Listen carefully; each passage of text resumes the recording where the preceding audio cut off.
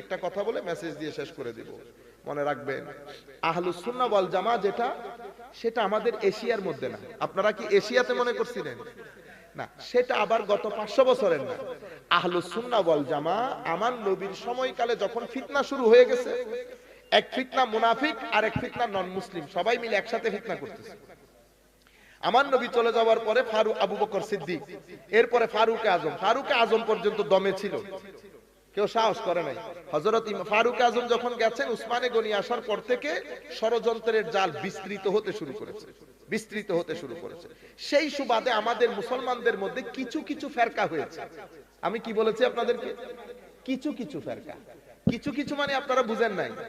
আপনারা এই যে বড় একটা দমকল দিয়ে পুকুরে পানি ফেলেন না, বিশাল বড় পানি না, তো মাঝে মধ্যে ছোট্ট ছোট্ট ছিদ্র দিয়ে কিছু পানি বের হয়ে যায় না, তো সেই কারণে কি আপনারা দমকল বন্ধ করে দেন? ও পানি তো 2 সেকেন্ডে পুকুর পুড়ে যাচ্ছে। তো পানি যেগুলা পড়তেছে, এটা হচ্ছে মুসলমানের আসল সংখ্যা। ও যেগুলো একটু একটু করে বের হয়ে যাইতেছে, এগুলারে বলে ফেরকা। কি বলে? ফেরকা। একটা যেটা বের হয়ে গেছে মুতাজিলা, এটা শিয়া, এটা খারেজি, এটা রাফেজি, এতগুলা ফেরকা বের হয়ে গেছে। আমার পুকুর 2 মিনিটে ভরে যায় নাই, তার মানে আসল পানি সব কি জায়গার মধ্যে গিয়ে পড়ছে। তো আমার এই ওসমানে গনির পরে ভিতরে বাইরে ষড়যন্ত্রের কারণে কেউ শিয়া, কেউ সাহাবীকে গালি দেয়, কেউ আমার নবীর শানে বেয়াদবি করে, কেউ এক একজন এক এক তাল রং, আমাদের মহিলারা বলে না রং করতেছে, এই রং শুরু করছে। সেই রং শুরু হওয়ার পরে আমার নবীর উম্মতের আইম্মা ইমামে আজম আবু হানিফা রাদিয়াল্লাহু তাআলা আনহু, উনিকে তাবেঈ যিনি সাহাবী দেখেছেন, বুঝতে পেরেছেন? তো আমার ইমামে আজম যখন একজন বলতেছে, হুজুর ইমামে আজমের এই হাদিসটা শুদ্ধ না, আপনারা হয়তো নাও বুঝতে পারেন, আমি মাদ্রাসার জন্য বলতেছি, কো হাদিস শুদ্ধ না। কেমনে বললেন? কো ওখানে কথা উনি বলে ফেলছেন, কোন সনদ উল্লেখ করেন নাই। সনদ মানে কার থেকে নিয়েছেন? আলম বেটা, ইমামে আজমের সনদ উল্লেখ করার দরকার পড়ে না। কেন? ইমামে আজম যখনই কোনো কথা বলতেছেন, মাঝখানে কে আছে? শুধু সাহাবী। মাঝখানে কে? শুধু সাহাবী। তো উনি যখন বলতেছেন ক্বালা রাসূলুল্লাহ, কোন সাহাবী থেকে না শুনলে কোনোদিন বলতেন না, বুঝছেন? কিন্তু ইমাম বুখারী যখন ক্বালা রাসূলুল্লাহ বলবেন, মাঝখানে কয়জন আছে? মিনিমাম 5 জন, মিনিমাম 5 জন। তো 2 জন এক হইল? এক হয় না। উনি প্রথম আহলুস সুন্নাহ ওয়াল জামাতের উপর কিতাব লিখলেন, এরপরে ওনার ছাত্র ইমাম তাহাবী লিখলেন, এরপরে 300-350 হিজরির দিকে, আজকে থেকে মিনিমাম 1200 বছর, 1100-1200 বছর আগে না, 350 হিজরির ভিতরে আহলুস সুন্নাহ ওয়াল জামাতের 2 জন ইমাম উম্মতের ওই যে দমকল দিয়ে পানি যেগুলো ফেলতেছেন, তো দমকলের পানিটার নাম দিয়েছে, আসল মুসলমান যারা, এদের নাম দিয়েছে আহলুস সুন্নাত ওয়াল জামাত। নতুন নাম কেন দিয়েছে? কারণ ওই ছিদ্র ছিদ্র পানি যেগুলো বের হয়ে যাচ্ছে, এরা একজনকে বলতো তৌহিদি জনতা, আরেকজনকে বলতো আমরা আসল মুমিন। মুতাজিলার নাম কি? আসহাবুত তাওহীদ ওয়াল আদল। মুতাজিলারা নিজেদেরকে পরিচয় দিত, আমরা হলাম আসল তাওহীদবাদী। তো এই জন্য উম্মতের মেইন স্ট্রিম সংখ্যায় যারা বেশি, দমকলের পানি, ওনারা নিজেদের একটা নাম দিয়েছে আহলুস সুন্নাত ওয়াল জামাত। কারা?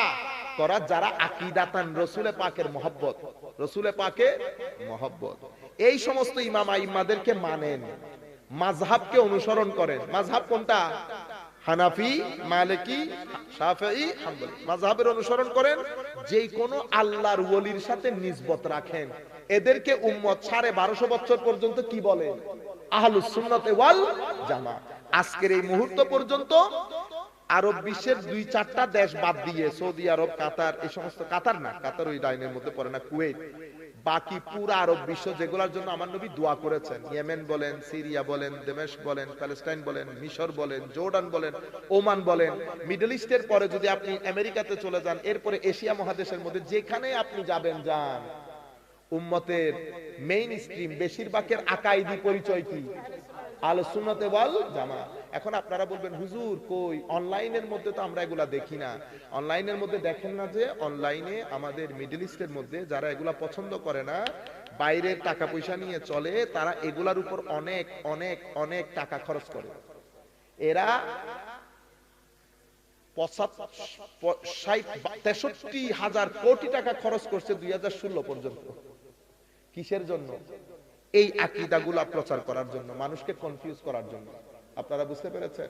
একটা জিনিস মাথায় রাখবে, যাহাবের অনুসরণ এটা একেবারে 1200-1300 বছর পর্যন্ত না। এখন আপনি যখন হঠাৎ করে বিরুদ্ধে কথা বলবেন, আমি দলিল আদিল্লার ভিতরে নাই, আপনি দলিল আদিল্লা বুঝবেনও না। আপনি যদি আমাকে দলিল জিজ্ঞেস করেন, আমি আপনাকে দলিলের অর্থ জিজ্ঞেস করি। আমি আপনাকে বলবো দলিলকে সংজ্ঞায়িত করেন, মা মানাদ দলিল ওয়া মা তারিফু। বুঝতে পেরেছেন? দলিলের দরকার না, আমরা দলিল দেব দলিলের জায়গায়, একাডেমিক জায়গায়। এখানে একদম নিরেট সাধারণ মানুষ। বুঝতে পেরেছেন? 1300 বছর ধরে আমরা বলে আসতেছি এটা কাপ। এটা কি? কাপ। কারণ আপনি বলতেছেন না এটা কাপ না, এটা কাপ না, এটা আরেক জিনিস। তো তখন আমি উল্টে যাব, আমি উল্টে আপনাকে কি বলবো? আমি উল্টে আপনাকে বলবো, দেখি আপনার নাম কি? আপনি বলতেছেন আমার নাম বাহার, তাই লেখেন। তো আপনি লিখছেন ব আকার হ আকার র। আমি বলতেছি এটা তো ব না। কি বলেন? ব না? না এটা তো ব না, এটা কি? এটা ক। আপনি আমারে যদি উল্টো লটকে যান, আপনি আমারে এটা প্রমাণ করতে পারবেন যে এটা ব? আপনি কি বলবেন জানেন? হুজুর পুরা দুনিয়া বলতেছে ব, আপনি বলতেছেন ক। আমিও বলতেছি পুরা দুনিয়া বলতেছে মাযহাব, আপনি বলতেছেন নাই। সিম্পল জিনিস। আমি স্কুলে যাই নাকি স্কুল আমি যাই? কোনটা? আমি স্কুলে যাই। তো আমি যদি বলি স্কুল আমি যাই, আপনি বলতেছেন ভুল। আমি বলতেছি কেমনে? কো হুজুর গ্রামাটিক্যালি, ব্যাকরণের দিক থেকে ভুল। কিন্তু আমি যদি বলি বিজ্ঞানের দিক থেকে ভুল প্রমাণ করেন, পারবেন? আচ্ছা ব্যাকরণ কি? কো হুজুর পুরা দুনিয়া বলে যেটা সেটা ব্যাকরণ। পুরা দুনিয়া যেটা বলে সেটা ব্যাকরণ। ব্যাকরণ মানে কি? ব্যাকরণ মানে আমার শিক্ষক পড়াইছে, শিক্ষককে শিক্ষক পড়াইছে, শিক্ষককে শিক্ষক পড়াইছে, শিক্ষককে শিক্ষক পুরা দুনিয়াতে পড়াইতেছে, এটা ব্যাকরণ। সেজন্য আমি স্কুল যাই না, স্কুলে আমি যাই। বুঝতে পেরেছেন? সেম জিনিস, পুরা দুনিয়ার গ্রামার হচ্ছে মাযহাব আছে। আপনারা বুঝতে পেরেছেন? আপনারা এগুলা করে আমাদের মুসলমানদের সবচেয়ে বেশি ক্ষতি সাধন করেছেন। আপনাদের কারণে পুরা পৃথিবীর মসজিদের মধ্যে মারামারি হয়, যেটা 20 বছর আগেও উম্মতে মুসলমানের মধ্যে ছিল না। সুতরাং আল্লাহ রাব্বুল আলামিনের দরবারে দোয়া, আল্লাহ আমাদেরকে এই ফিতনার যুগে এগুলা থেকে বাঁচিয়ে রাখুক। আমি ছেলেদেরকে বলবো, দয়া দল এরা কিয়ামত পর্যন্ত আসবে। শেষ দিকে বয়সে কম হবে, ব্রেইন ওয়াশ হবে। আর কি বলবে আমার নবী? আহদাসুল আসনান সুফাহাউল আহলাম। বয়স কম, ব্রেইন ওয়াশ। এরপরে কি? ইয়াতাকাল্লামুনা বিআলসিনাতিনা। আমার নবী বলতেছেন কথা তো আমাদের টোনেই বলবে, দেখতে আমাদের মতো হবে, কিন্তু দিন থেকে দূরে চলে যাবে। দিন থেকে তাদের আখেরি দল দাজ্জালের সাথে গিয়ে মিশবে। এরা আমার উম্মতকে মারবে, বেদিনকে ছেড়ে দেবে। মুখের কথা আহলা মিনা সুকার, মধুর চেয়ে মিষ্টি হবে। এদের ভিতরটা নেকড়ে বাঘের চেয়েও হিংস্র হবে। আপনারা বুঝতে পেরেছেন? এই জন্য এই যে আহলুস সুন্নাহ ওয়াল জামাতের লোক এগুলা কেন বলে? আপনাদেরকে বাঁচানোর জন্য। তো এখন আপনি, আমার ছেলে নামাজ পড়তেছে কিন্তু আমার নবীর শানে বেয়াদবি করতেছে, তো আমার নবীর হাদিসের এই হাদিসের আওতায় এসে যাবে না? সেই কারণে আল্লাহর দরবারে দোয়া করি, আল্লাহ যেন আমাদের নামাজি ভাইদেরকে আকায়েদি এই সমস্ত ফিতনা থেকে বাঁচিয়ে রাখে। আল্লাহ রাব্বুল আলামিন আপনাদের সকলকে কবুল করুক। যারা অনেক কষ্টের বিনিময়ে আজকের এই অনুষ্ঠান আয়োজন করেছেন, আমরা সকলের প্রতি আবারও মুবারকবাদ, ধন্যবাদ জানিয়ে আমাদের আলোচনা এখানে শেষ করছি। ওয়া আখিরু দাওয়ানা আলহামদুলিল্লাহ।